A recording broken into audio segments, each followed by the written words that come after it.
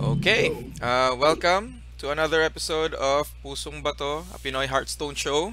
I'm here with Schizo and Cold Snap. How are you guys? Kumusta? Schizo, kumusta? Okay naman. Hello, I'm back. Good evening, guys. No?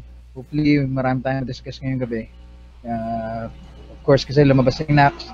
And si Snaps galing ng tourney. So, hopefully, ma-discuss natin lahat yun. Okay, alright. Yun, tsaka may kuryente ka na, Chong. Hopefully, hindi na Oo magka-problema nga, ulit. oo nga. Congratulations. Salamat sa Meralco sa pag-sponsor ng kuryente namin. Kahit bayad na. Okay. Snap, kumusta ka na? Cold Snap. Galing ng tournament, yun nga, medyo puyat-puyat pero okay lang. Saya.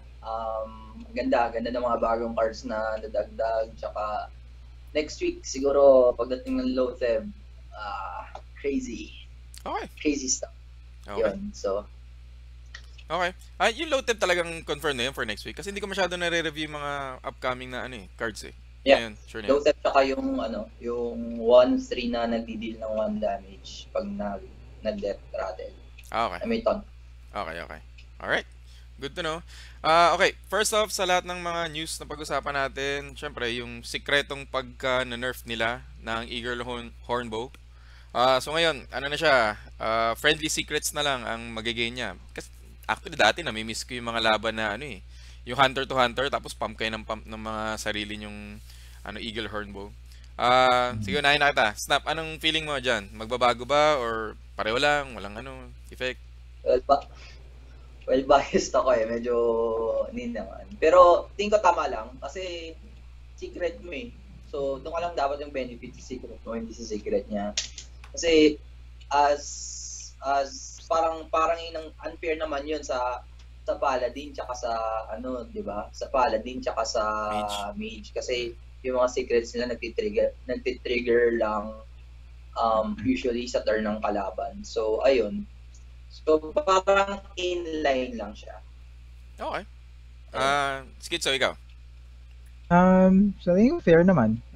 Kasi, di ba, nerf na rin naman nila yung mga secrets na yun nga, sa turn na lang ng kalaban pumuputok. Oo. So, tingin ko, balance lang, na tama lang, friendly secret lang yung mag-plus sa kanya ng curability. Okay. Fair. Alright. Pero hindi naman to yung masyadong maapektuhan yung mga hunters in a sense na hindi naman siguro, No, kasi ganun din naman doon din naman sila yun din na nagfi-feed doon sa Eagle Hornbow yung secret din nila. So, I don't think na maapektuhan sila. Okay. Alright. Isa pa, may add pa ako kasi parang lugi naman, 'di ba? Kung pati kalaban pati yung sa secrets ng kalaban na dadagdagan siya. Kasi isipin mo kung sa warrior, 'di ba? Yung sa warrior kailangan pa nila yung upgrade ba 'yon? Magbabayad pa sila ng magbabayad pa sila ng isang crystal. Although nagkakaroon ng +1/+1 durability tsaka yung power. Isang card pa rin yung kapalit, tapos kasama pa sa slot ng deck mo yun. Kung pinapampa kunyari kung sa kalaban, kung ipapampa ng secrets, aside from may effect na yung secret, parang upgrade na siya, di ba? Upgrade na may kasamang effect ng secret. So, ayun. Okay. Lugi pag nag-trigger. Good point. Oo nga. Good point. Alright.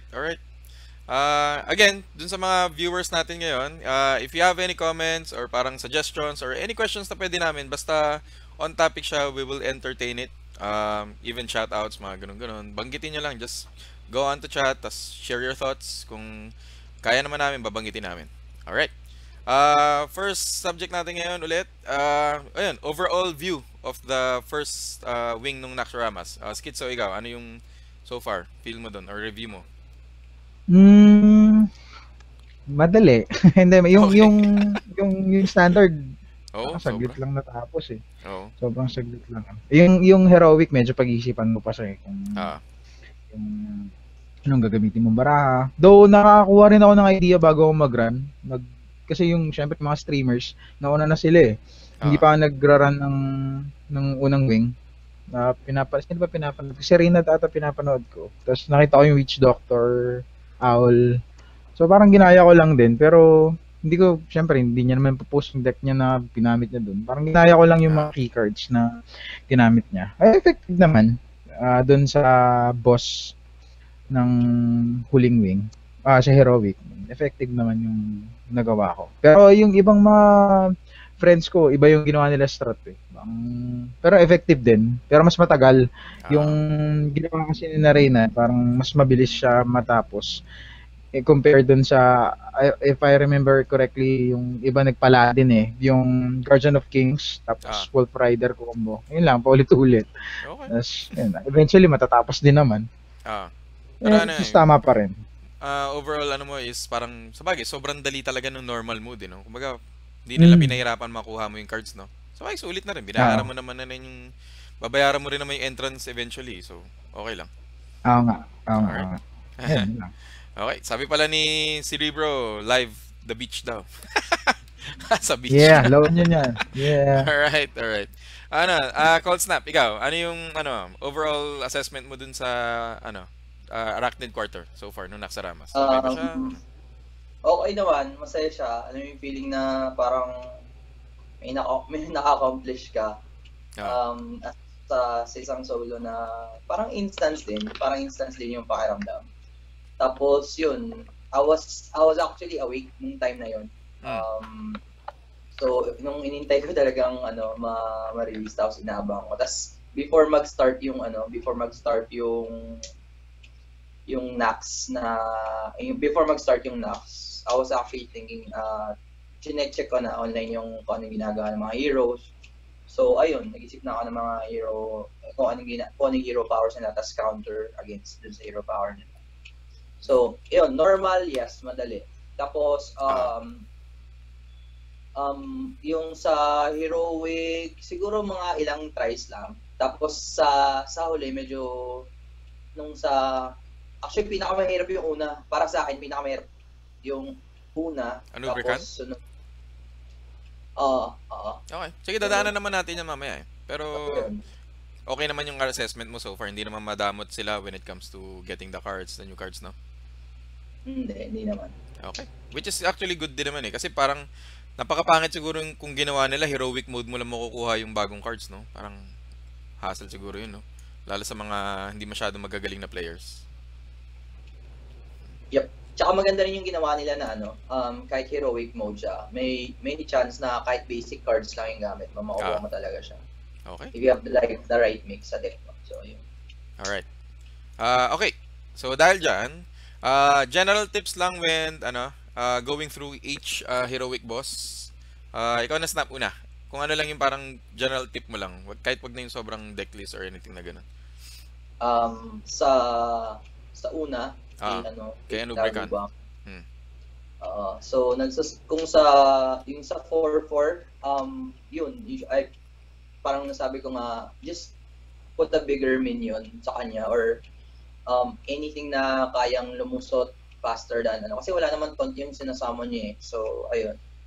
Tapos kay naman kay Black Widow naman, yung hero power niya is yun nga, missile. So as you know, random yung so baba lang ng baba, or yung ginawa ko is merong ice block tapos giants. So ayun. Tapos for the last naman, masaya yung hero power niya. Just use low cost cards na may battle cry para siya. Tsaka mind control tech. Ang ganda. Ang saya. Yun. Okay. Wait lang. Sabi ni Marlon Davis 21, bibiliin daw ba natin yung first wing ng Nax? Kasi di ba magiging 700 gold yun? Or wag na kasi tapos naman. Marlon, pagkakaintindi namin kasi libre yung first wing. So, wala kang gagastusin na gold. Kung yung second wing yung sinasabi mo, 700 gold siya just to enter. So, hindi ko sigurado kung malino yun sa'yo eh. Pero, okay.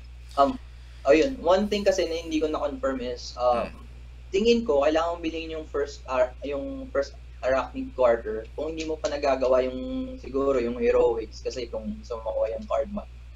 Pero, kung kailangan siyang bilhin, yun ang gusto ko i-confirm eh. Kung kailangan mo pa siyang bilhin para makuha mo yung card back na bago. Wala pa yata details sa may card back eh. Tsaka pagkakaintindi ko, tatapusin mo lang heroic mode ng bawat isang boss sa lahat ng wings. Pag natapos mo na lahat yun, malamang yun yung reward. Alright. So, Skitso, ikaw, ano yung general assess ay yung parang tips mo when it comes to dun sa mga boss nung Arachnid Carter? Okay. Sa heroic, ayun, yung sa first, yun yung actually tatama si Snaps. Medyo mahirap talaga yung una kasi 4-4 na yung binibigay na token ng hero power. So, I suggest use yung mga malalaking taunt or yan, para hindi lang makatagos yung mga 4-4 or mas malaking minion nga para mapatay mo yung mga 4-4 or makapag-raise ka sa kanya. Wag mong i-try na patayin lahat kasi ang lalaki talaga eh. Medyo mahirap siya pagka sinubukan mo siyang kontrolin. Don't use control, kumbaga parang ganun. Mas maganda tao-tao lang. Minion mas malaki, curve ka lang ng ayos. Yun. Medyo ang ginamit ko kasi sa kanya medyo miracle para saglit lang. So wala ka siyang, 'di ba? Okay. Yun. Turn 8 combo, patay na siya. Ganun. Okay. Sa second, I mean, yun sa mga first, syempre yung mga iba na bago na wala pang ganong deck. Yun nga, suggestion ko, yung sa mga neutral naman, marami namang malalaking tao, Yeti, Shieldmaster, na pwedeng gamitin na libre. Tinry ko kaya naman. Okay. Medyo mas matagal nga lang than usual. Na kunyari may deck ka na talaga nagagamitin. Pero, yun nga, kaya siya ng neutral cards. Okay. Yung second naman, empty your hand, yun lang. As much as possible, wala kang hawak. Mas marami kang minion sa kanya. Kasi konti lang binababa nitong minion eh. Ayun, mas madali siya talunin pag na-overwhelm mo siya. Okay. Ayun pala, sa first pala, sorry, nakalimutan ko. Mind Control Tech, kung meron kayo, gamitin nyo. Medyo malakas din sa kanya. Okay. Sa huling hero naman, yun nga, as yung napagkwentuhan natin kanina, Jab, yung kaya pa rin siya ng mga basic na baraha. Oo naman. Voodoo Doctor, kasi diba nagbabounce siya, 0 to cast yung hero, hero power niya. Heal ka lang ng heal, tapos babaan tao, heal. Eventually, kasi maliliit lang tao niya, eventually pag kumurba ka na, kasama yung mga healer mo, talo na siya. Ganun. Alright. Yun lang. Okay. Wait lang. Kazadek, sabi niya, natapos na daw niya lahat ng Nax mode heroic. Wala naman new back. Ito kasi yung medyo common misconception na Kazadek, lahat ng wings. Kasi isang wing pa lang yung nabubuksan natin. So, pag natapos mo lahat ng wings, tapos lahat ng boss, natalo mo ng heroic mode, saka mo lang makukuha yung card back. So, parang medyo 4 weeks pa ulit ang aantayin natin. So, yun lang yung clarification. Parang isang season siya. Isang buong season. Tapos parang siguro may options ka na lang. So, hindi lang siya sa wing na to. Lahat ng wings. Tas heroic mode. Okay. Alright. Dahil dyan, pag-usapan naman natin ngayon is yung bagong meta na lumabas. Mga bagong suggestion lang ng mga cards na pwede natin gamitin dahil sa mga bagong cards na nakuha natin. Let's see. Switch lang tayo ha. Okay. So ngayon, ito yung bagong makukuha bagong mga lumabas na decklist dahil dun sa mga bagong cards na na-update. Mostly naman 'to mga na-update lang dahil lang sa mga bagong cards Okay. So first off, yung kuhain lang natin yung thoughts ni Cold Snap tsaka ni Skitso pagdating dun sa may Arachnid tokens. Sino gusto mo una? Ako na. Okay. Sige, Skitso. Arachnid token. So, medyo kagabi nakita ko to. Ginagamit ni Colento sa tournament. Medyo effective yung Handed Creeper. Kasi tokens to Token Druid. Effective yung Creeper. Laging lethal yung banat dahil sa Creeper. Kasi tutukas na Harvest Golem. As they mentioned, a minion that sticks in the board. Tapos dalawa yung nabibigay niya. Sobrang beneficial sa Savage Roar. Okay siya. Tapos pag mirror match, pag namatay siya, Power of the Wild, yung swipe value hindi makuha. So, okay talaga siya. Etong deck na to, competitive. As in, okay. Hindi ko alam sure kung champion si Colento, pero lahat ng napanood kong laban niya gamit niya to, panalo siya lahat Okay. Alright. Medyo okay to, okay.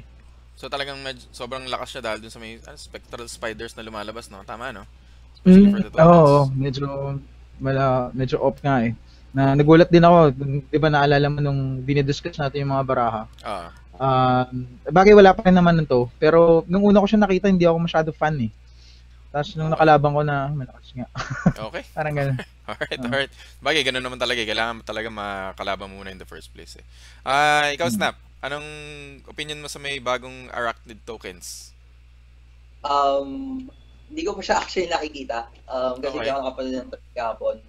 Pero, pwede mo siya i-consider as a good deck. Pero yung core, andun pa rin eh. 4 cards yung bago, which is yung 1-3 na Webdor, tsaka yung isa, yung nanganganak. Tama si Schizo, mini harvest golem nga siya. Kasi on paper, 2 to cast 3-4 si Arachnid. So, ayun. Death Rattle, wait mo lang, tapos Savage or later. Okay. Alright. So, most likely, isa to sa mga malalakas na decks ngayon. Alright. Next natin is the Mid-Range Hunter. So, ngayon, ang na-update naman sa kanya, yung Creeper din, dagdag. Haunted Creeper ba to? Ano pa ba? Parang Creeper lang naman nadagdag eh. Yeah, nadagdagan lang siya ng yung Creeper lang. Alright, Snap, ikaw naman una. What do you think about yung sa bagong mid-range na Hunter? Well, okay naman siya kasi mas marami ng target si Houndmaster. Tsaka in comparison to Proc, mas maganda yung Creeper kasi ayun, mag-stick talaga siya. So ayun. Okay. Ano pa ba? Tsaka kaya niya mag-proc ng Buzzard. Yeah, yun. Okay. Para dun sa mga bagong viewers, kunyari let's say nagsa-start lang kayo sa Hearthstone baka mamaya na kasi nagtataka kayo, ba't na dinidiscuss isang card lang naman nagbago? Masyadong malaking effect kadalasan pag nagbago ka ng isang card sa may decklist. So, medyo kaya namin dinidiscuss din yung mga simpleng ganyang differences lang. Alright, Schizo, ikaw, ano yung feeling mo nagiging effect ngayon ng Creeper? Yun nga, as I mentioned, malakas talaga siya. Kanina nung naglalaro ako pero ng ladder naman, hindi ata ako nanalo dito sa mid-range hunter na ganito, hunted creeper. Yung actually nakalaban ko may pa nga may weblord pa eh. Pero gamit ko druid, pero tokens, hindi talaga manalo. Lagi siyang may tao, parang yung druid kasi gusto niya laging walang tao yung kalaban. Okay. Yung hunted creeper nga niya, as I mentioned uli, na stick talaga eh. Laging may tao, lagi ako na opensahan. So, hindi ako nanalo dito. Medyo yung malaking impact ng mga bagong cards. At the same time, beast kasi siya eh. Kaya, yun. Okay din tong new hunter. Ang dami rin gumagamit. Pero hindi ko alam kung yun pala. May gumamit ako kanina na shaman. Medyo hirap siya sa shaman. Hindi ko rin maintindihan kung bakit. Siguro Earthshock or maybe Hex yung nakaka-apekto. Or kaya kasing mag-clear ng shaman dahil sa lightning storm. Pero yung ibang deck, I'm not sure kung anong matchup niya. Pero sa druid hindi ako manalo dito sa mid-range hunter na to. Parang 0-7 ata ako dito. Okay. Alright. Okay. May comment si Marlon Davis 21. Sabi niya, ngayon lang po free yung first wing. After ilang days siguro magiging 700 na. Hindi ako sure dun sa may na yun pero alam ko kasi yung first wing talaga libre na siya. Kaya mo lang iniisip siguro na may 700 na babayaran kasi lalabas na yung second wing which is babayaran mo talaga ng 700. Tama di ba guys? Tama ba? Actually meron din ako nabasang tungkol sa ganyan na free lang siya, diba, the first wing. Libre yung oo, parang ganun. Parang kaya naglabas yung Blizzard ng package as in lahat ng wing pwede mo bilhin. Okay. Kasama yung first wing. Pero hindi rin ako sure Wala rin Okay, naman then, confirmation din sa mismong Blizzard about that. Pero yun nga rin yung sinasabi nila sa Reddit na pwedeng bayaran siya after this week, parang ganun. okay, okay. Magkakaroon na siya ng Mm. cost kung late kang dumating sa party. Parang ganun. Parang ganun. Okay, alright. Good point. Thank you, Marlon Davis. Snap, ikaw, tapos ka na ba sa ano? Tapos ka na, no? Mid-range Hunter. About dun sa first wing, play now, pay later. Yun na lang. Okay. Alright. Let's see. Next deck na tayo, no? Okay. Rogue. Okay, ito naman. Spider Miracle. Ikaw, sige, skits sa'yo na lang muna kasi mukhang ito yung isa sa mga favorite mong gamitin eh. Okay. Anong mo? Ano ba nadagdag dito? Which is... Weblord. Okay. Yun lang? Ayun. Pero malaking impact Malaking impact. Yun nga, madalas kasi ako nanonood ng stream. Okay. So, nung lumabas yung mga bagong cards, si Forsen kasi talagang nagmi-miracle. Nakita ko gamit niya to. Actually, siya nga ata gumawa nito yung Nerubian Weblord. Pagka sa sobrang daming ang zoo, ang laki ng impact niya. Kasi yung bagong zoo, di ba puro battle cry? Hindi nila mapaputok yung egg. Yun, hindi sila makapump ng ayos. So yung miracle nakaka-set up siya ng mas maganda. Hindi siya bothered sa buhay niya. Yun, ganun. Okay siya. Okay.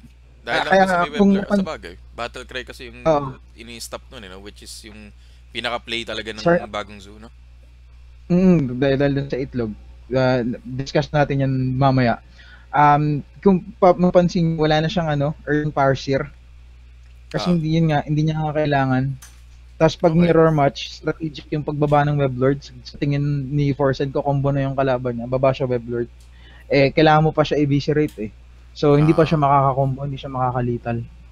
So, yung chance mo naman makalital ng turn mo, mas malaki. Okay. Alright. Hello din kay Lord Crew. Hello. Alright, Snap, ikaw, anong opinion mo rito sa may bagong Spider Miracles?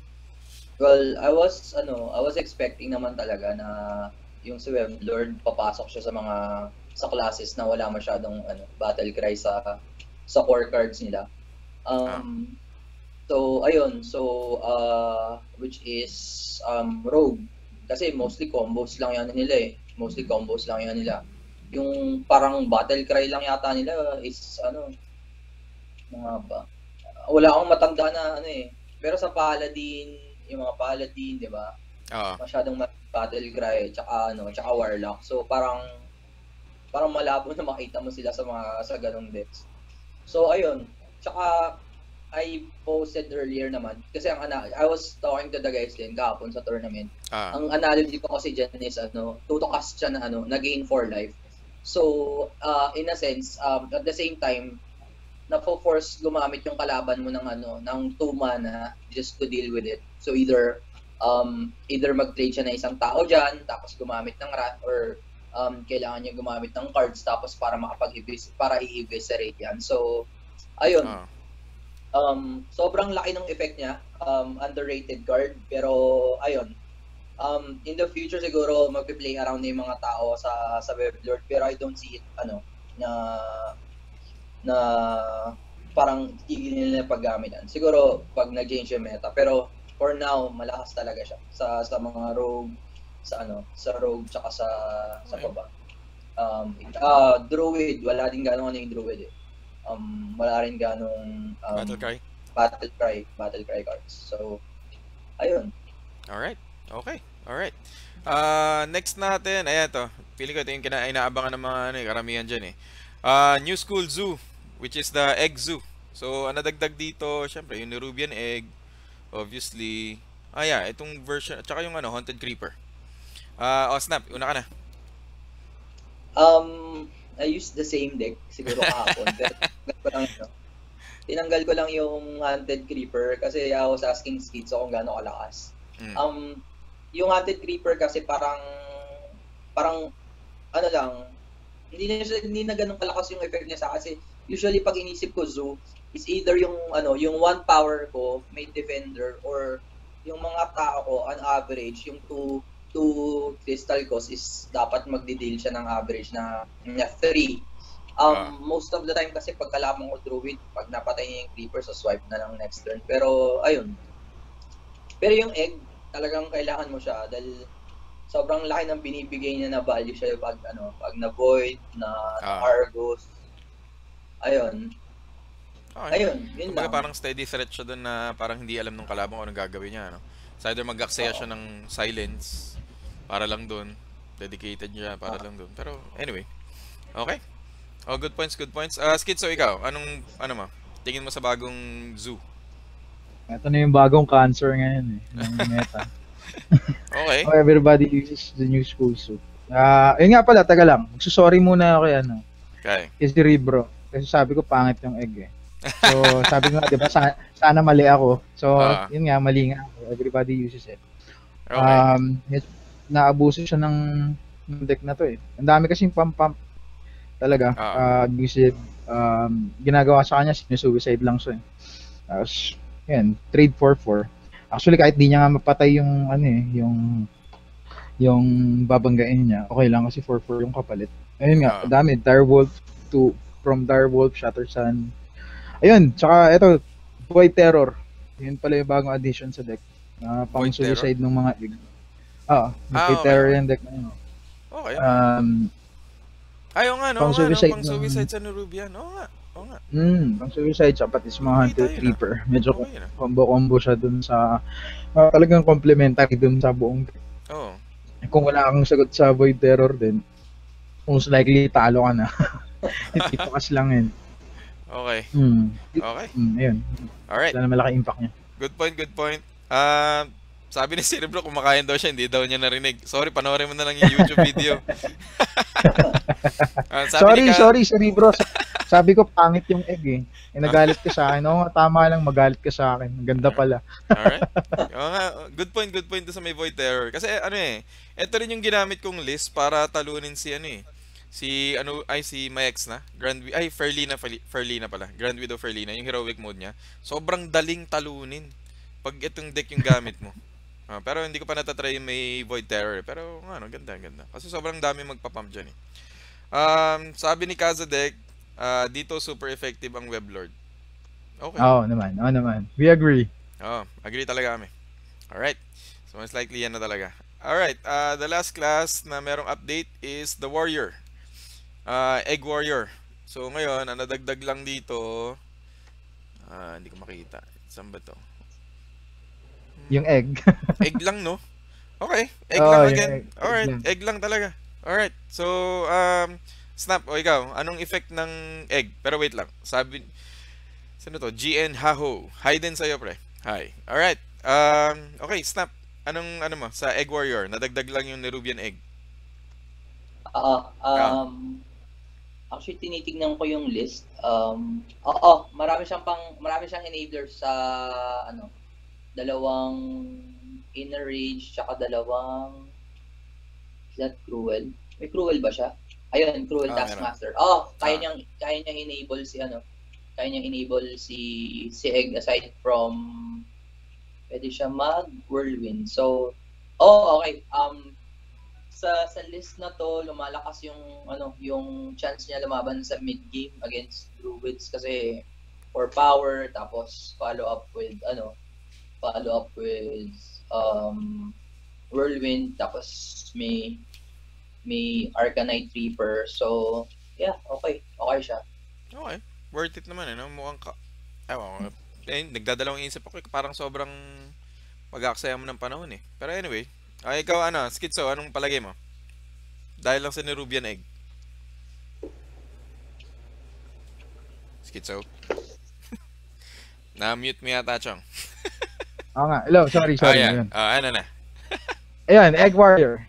Actually, etong deck na to, hindi ko pa siya na-encounter. Pero, medyo control warrior siya. Yung typical na control warrior. Wala lang siyang brawl.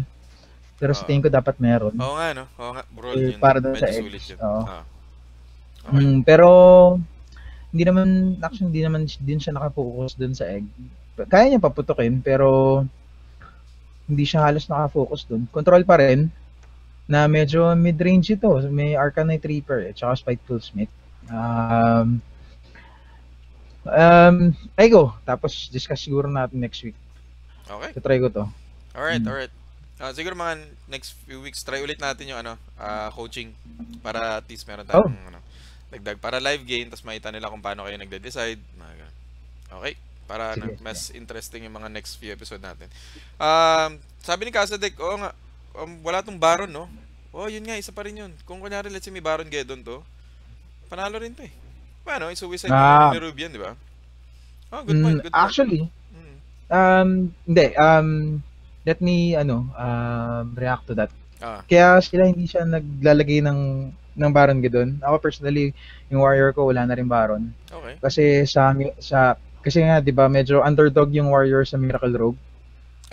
So, pag nag-game plan yung Warrior na mag-stock ng armor, pag nagbaba ang Baron Geddon, nauubos ang armor, pwede kang i-burst na nung Miracle. Kaya sila rin nagtanggal kasi nauubusan sila ng armor dun sa Baron Geddon.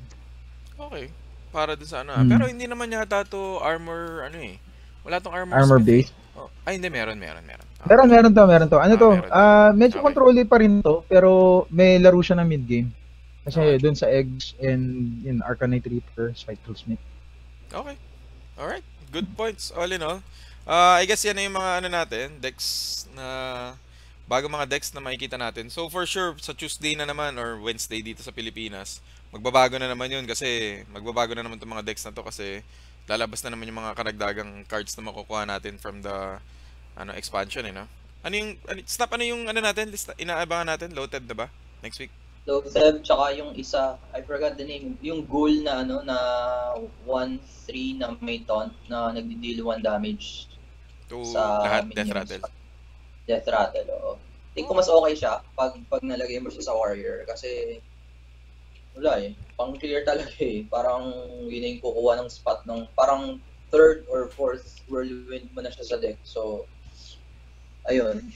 Okay. Mas okay siya para sa akin. Alright. Ayan, mga opinions lang nila. Sabi ni Mads Kimads, Sylvanas daw plus Baron para sa Zoom matchup. Kinda, pwede na rin. Tapos, sabi din ni Cerebro, agree daw siya, hindi na daw kailangan ng Baron kasi nga daw, maapektuhan yung sarili mong board, tsaka liability na daw siya in the long run. Alright, especially dun sa mga, ngayon, current meta natin na with the Rogue decks. Tama, no? Saka yung turn 7, yung turn 7 burst talaga. Yun yung actual meta na ng mga aggro ngayon. So, you don't want to, magbababa ka ng minion na walang taunt sa turn 7, tapos nag-deal pa ng damage sa'yo. So, which is the reason kaya hindi na rin ako nagbabaron. Okay. So, tama. If you want to deal with Zoop as a warrior, mag-ano ka na lang,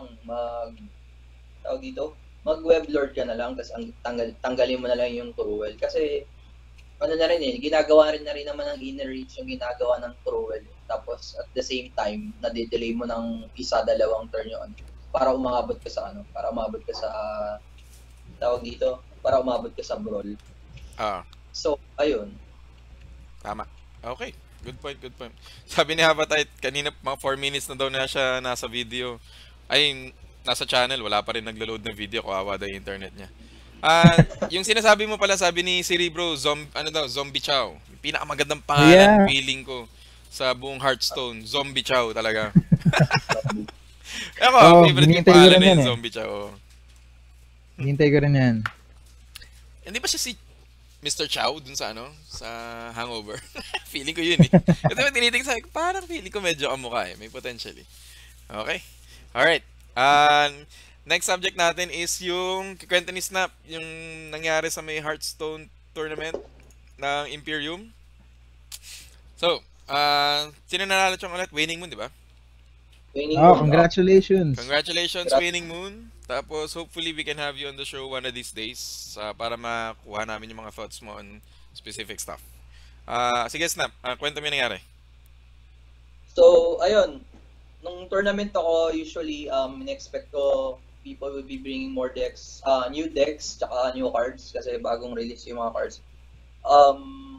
Since bago pa lang, wala naman masyadong nadagdag. Hindi naman, meron pa rin. Pero yung mga expected na suspects na nandun talaga, ayun. Pero may miracle pa rin, marami nag-miracle.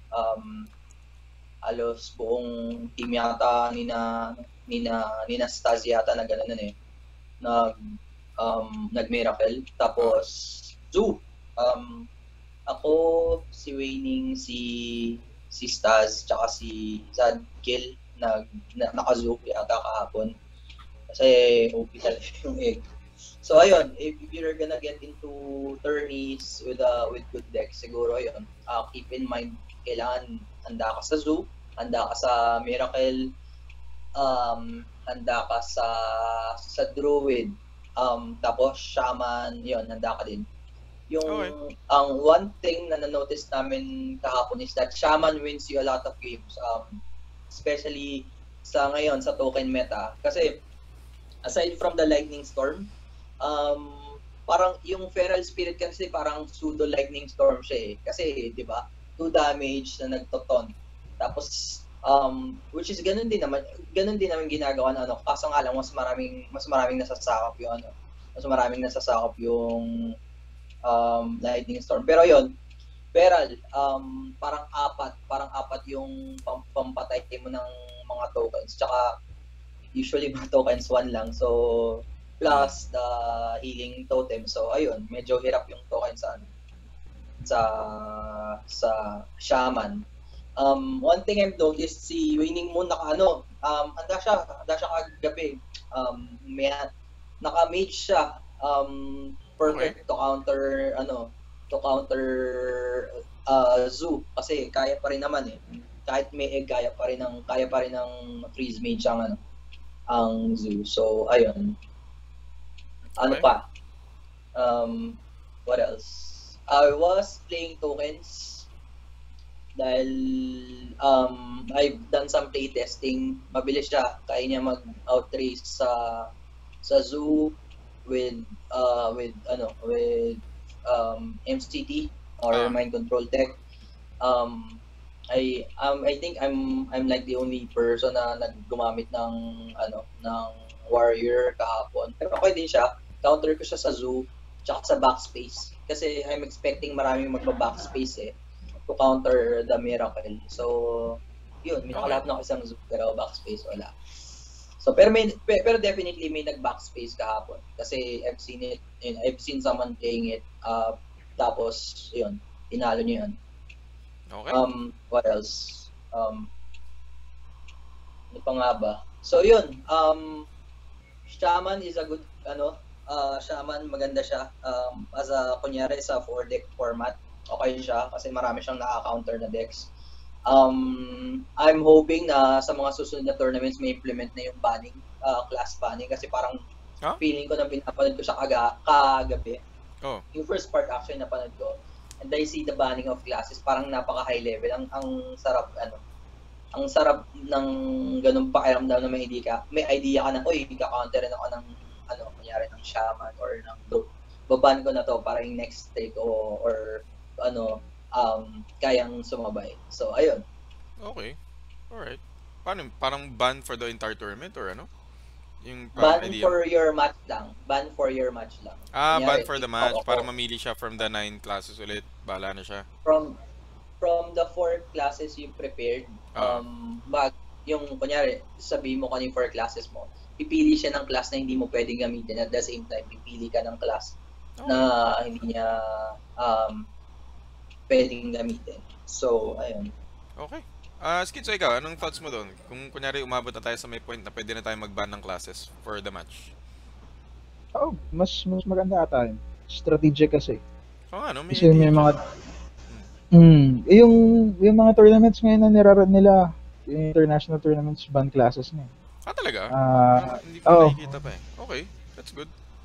Parang yung Dota type na ban na rin kasi yun nga, may mga decks kasi na pang counter lang talaga So, yung kunyari, nakaban ka ng Warlock, ganyan. So, yung Druid mo, medyo masaya na siya. So, pwede pa rin naman siya counter ng ibang deck, pero hindi na ganun ka lopsided.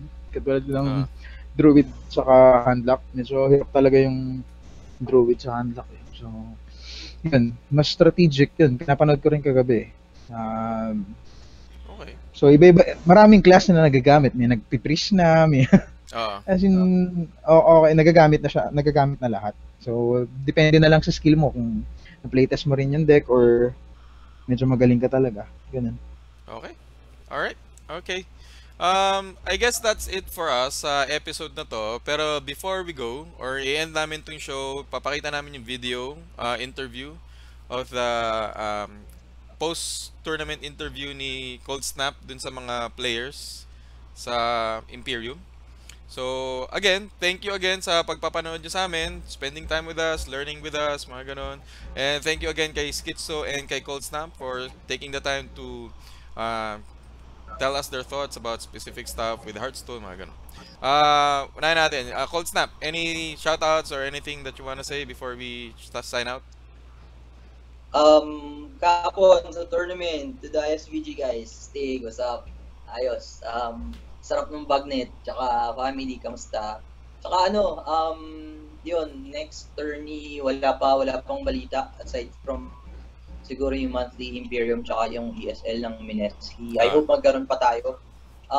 Tune in next week kasi may yung mga legendaries for Southeast Asia maglalaro. We have our players like Havatite. Yeah. And so, ayun, good luck sa kanilang dalawa. Kung meron pang ibang Pinoy na na maglalaro doon, just let us know so that we can parang we can show our support. Tama. Ayun. So, one thing though, yung next video is about preparing for tournament. So, I hope marami kayong matutunan. So, ayun, playtest. See you in game. Okay. Schizo, shoutouts. Ayun, shoutouts sa lahat ng nanood sa atin ngayon. Salamat sa inyo. Hopefully, mas marami pa tayo next week or sa mga following weeks na i-broadcast namin. And yun nga, shoutouts pala kay Haba Tite. Kasi last time di ko siya kumbaga, yung deck niya, yung ginagamit niyang Hunter, yung nagparating sa Legendary. This season. Medyo okay siya. Okay. Hanggang ngayon sa minute okay pa rin siya.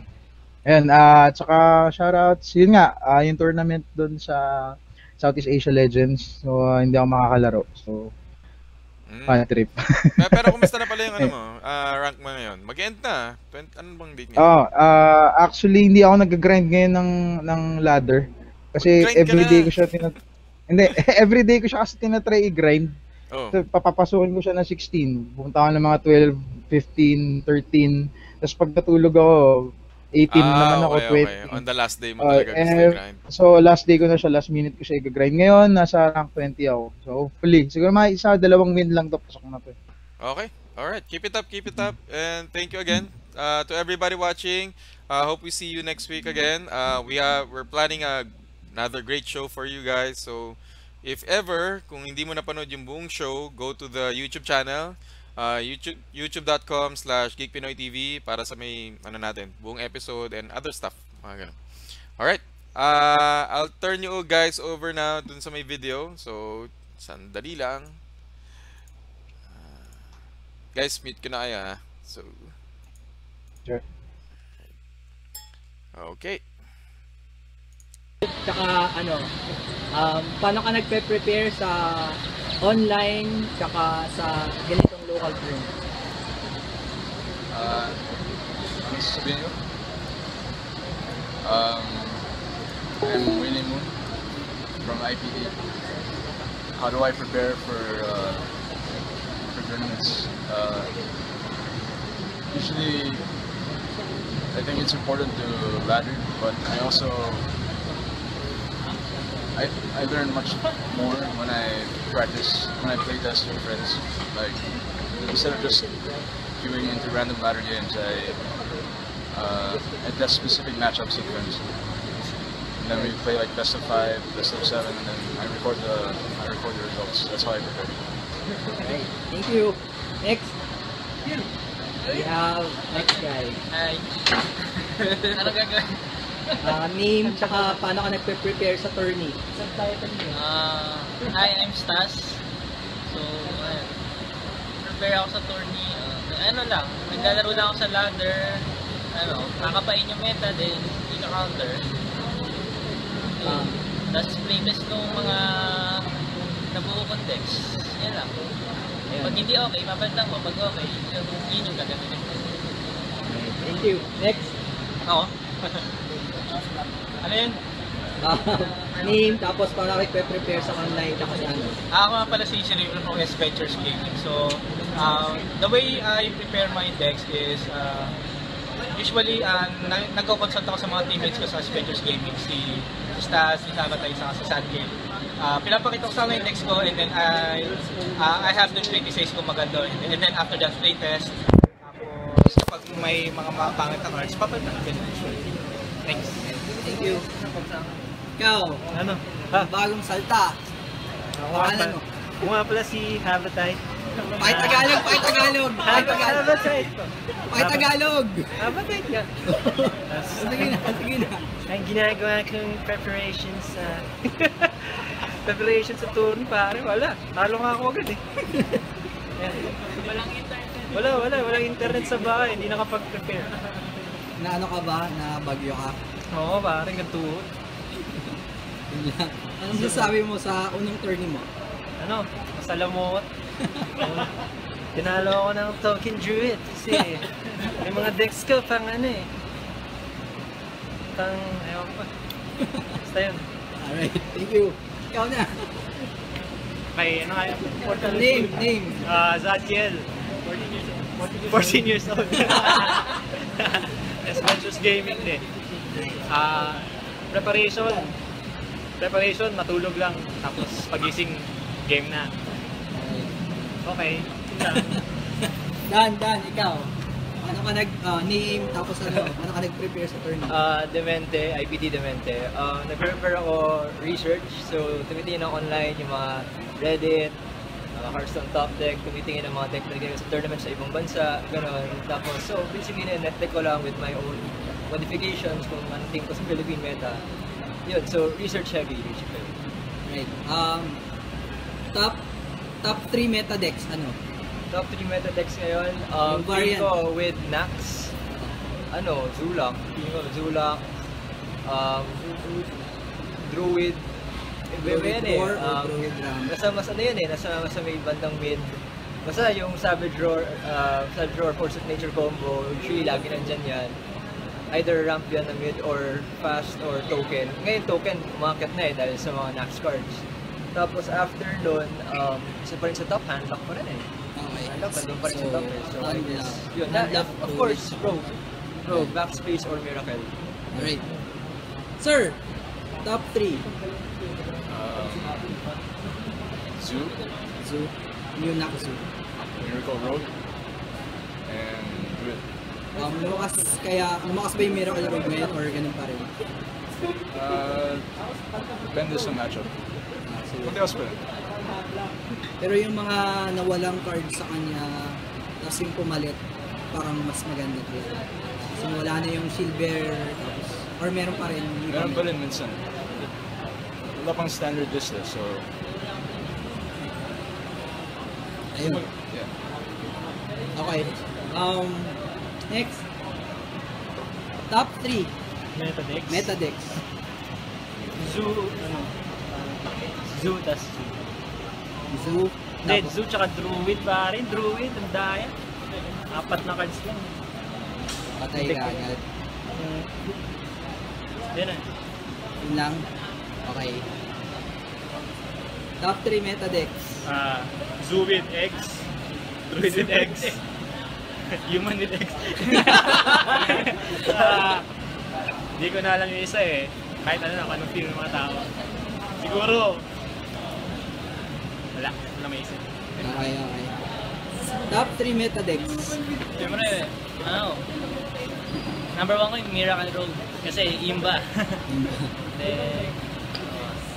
Yung Druid na may, kahit anong version, basta may Wild Growth. Tapos, Factored. Ano lang. Siguro tayo na lang yung may mga X na deck. Shaman, Token X, saka Yuzu X. Alright. Cerebro, what's up? Top 3 meta decks. Number 1 will be Zoo dahil sa egg. Number 2, ito feeling ko lang, hindi ko pero napipredict ko sa dami ng mga nagiging token decks, mag-i-emerge ulit yung mga hunter decks. Okay. And number 3, may feeling ako na magkakaroon ng aggro priest na mataas ang sa mga darating na linggo. Feeling ko. Sana ako yung makagawa ng aggro priest na yan. Alright, thank you. Salamat.